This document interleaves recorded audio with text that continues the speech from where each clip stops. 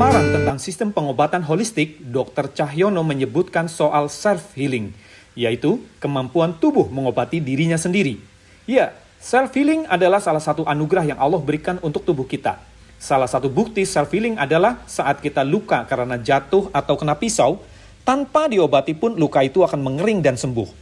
Kulit yang rusak bisa diperbaiki secara otomatis atau biasa kita kenal dengan regenerasi sel. Begitu juga dengan penyakit yang ada di dalam tubuh. Tubuh akan melakukan self-healing, asal tubuh dalam keadaan sehat, terutama pencernaan dan darah. Maka dalam pengobatan holistik ada 3 tahap pengobatan. Yang pertama detox, yang kedua defense atau dikuatkan sistem imunnya, yang ketiga regenerasi sel.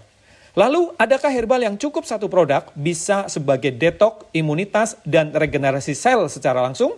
Ada. Herbal probiotik MBioPro bisa membantu tubuh melancarkan proses pengobatan holistik tersebut. Dengan kandungan probiotik hidup, MBioPro akan mendetoks saluran pencernaan, mulai dari mulut, lambung, usus, hingga saluran buang.